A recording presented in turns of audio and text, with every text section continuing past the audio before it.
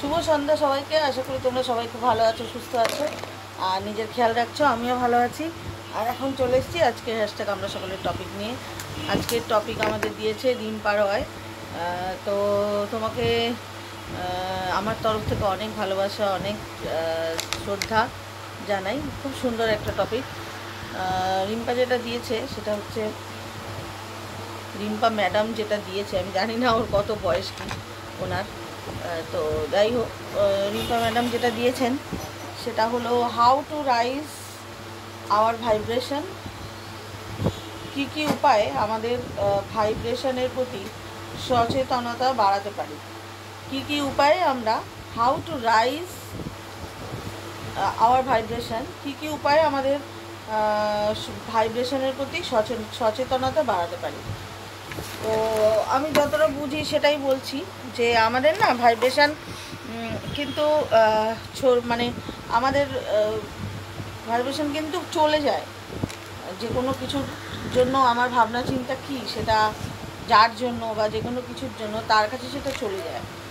অনেক সময় দেখবে না, কোনো রাস্তার পশু, মানে ডগি বা এরকম বিড়াল, দেখবে ওরা এত গন্ধ শুকে যায়, যেতে মানে গন্ধ শুকে চলে যায়।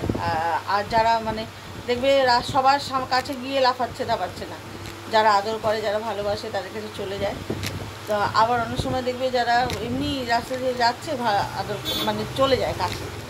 তো তা ওরা বোঝে যে ওদের কাছে একটা ভাইব্রেশন যায়, যে এই মানুষটা মানে আমাদের যে জাতীয় পশু, আমাদের এরকম পশুদের ভালোবাসে, সেরকম কিছু একটা যায়। সেরকম মানুষের প্রতিও তাই হয় না। আমরা কি করি, উপরে উপরে আমরা হয়তো তার সাথে মিষ্টি ব্যবহার করি, ভালো ব্যবহার করি, কিন্তু ভেতরে ভেতরে সেটা কিন্তু তাকে খুব একটা পছন্দ করি না। এরকম অনেক সময় হয়। তো সেটা কিন্তু তার কাছে চলে যায়। সেও আবার আমার সাথে সেই রকম ভালো ব্যবহার করবে না, সেও দেখবে সেও খারাপ ব্যবহার করছে। তখন তুমি হয়তো মনে মনে ভাবতে পারো যে কী ব্যাপার, আমি তো ভালো ব্যবহার করি, মনে আমার যাই চলুক, আমি তো ভালো ব্যবহারই করি, তাহলে সে কেন আমার সাথে খারাপ ব্যবহার করে। তো এইটাই হচ্ছে বিষয়, যে আমরা যা ভাবনা চিন্তা করি কোনো মানুষের প্রতি, বা আমাদের নিজেদের অরা যেটা, সেইটা কিন্তু সবার কাছে চলে যায়। অনেক আছে দেখবে হয়তো মিষ্টি করে কথা বলতে পারে না, কিন্তু সে এমন নয় যে মিষ্টি করে কথা বলতে পারে না মানে সে মানুষটা খারাপ। অনেক সময় দেখা যায় যে মানুষটা ভালো, ভেতর থেকে খুব ইসে। তো আমি যেটা মূল বিষয় এখানে রিম্পা ম্যাডাম বলেছেন যে ভাইব্রেশন, আমরা সচেতনতা, ভাইব্রেশনের উপরে সচেতনতা কীভাবে হতে পারি।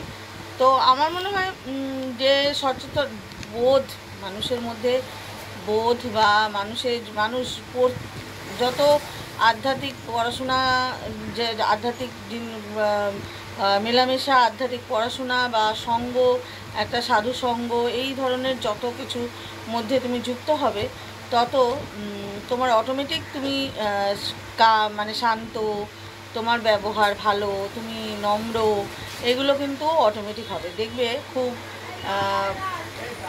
খুব রেয়ার হয় যে কোনো মানুষ, কোনো মানে কোনো সাধু বা কোনো বড় মানুষ দেখবে খুব কমই হয় যে খুব রেগে যায়।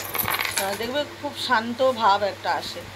তো এটাই, আবার যারা বললাম এই যারা রেগেও যায়, তাদের ভাইব্রেশনটা হয়তো সুন্দর, তো সেই জন্য দেখবে ওটা খারাপ লাগে না।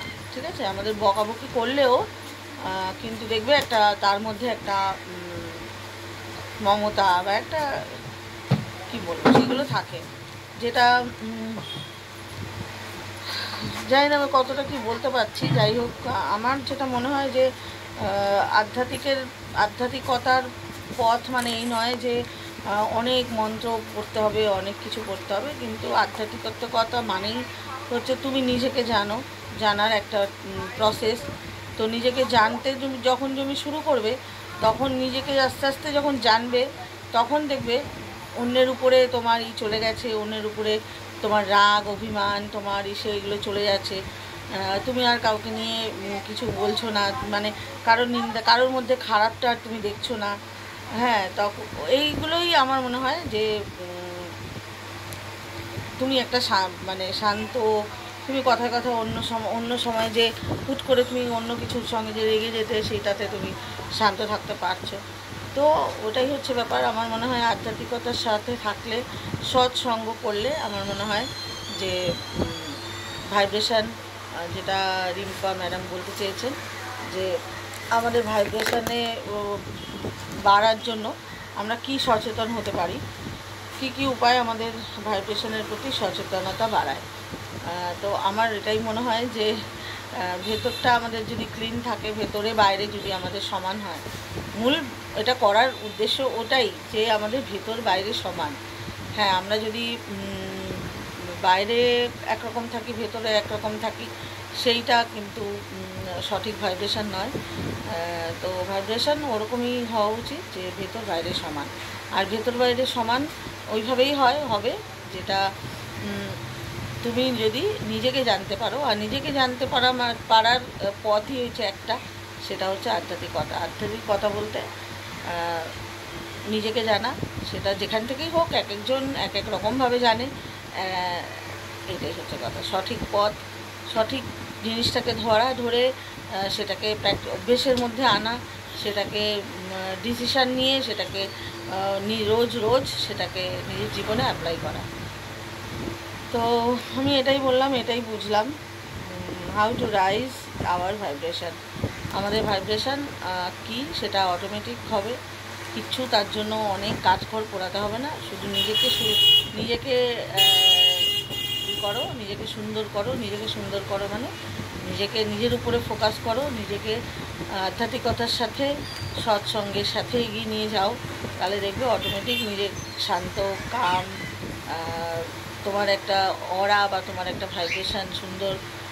তোমার কারোর জন্য কিছু করতে হবে না, কিন্তু দেখবে অটোমেটিক তোমার তার কাছে চলে যাবে, তাদের কাছে, সারা প্রকৃতির কাছে, সারা পরিবেশের কাছে, সারা মানুষের কাছে।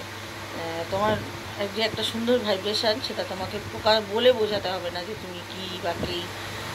অটোমেটিক দেখবে কিছু মানুষকে দেখলে অটোমেটিকই বোঝা যায় যে সে কতটা কী। দেখবে অনেক সময় বলে না, আমরা বলি না যে দেখেই বুঝেছি যে এই মানুষটা এরকম, সে সব কিছুই, যা কিছু। তো ওইটাই তার ভাইব্রেশান। তো ভাইব্রেশান বাড়াতে আমার এটা মনে হয়, ঠিক আছে, আমি ভুলও হতে পারি, অবশ্যই তোমাদের যদি ভুল ত্রুটি কিছু হয় শুধরে দিও। আর অবশ্যই দিদির থেকে তো শিখবো, সবার থেকে তোমাদের শিখবো। চলো, সবাই খুব ভালো থেকো, সুস্থ থেকো। আজকের মতো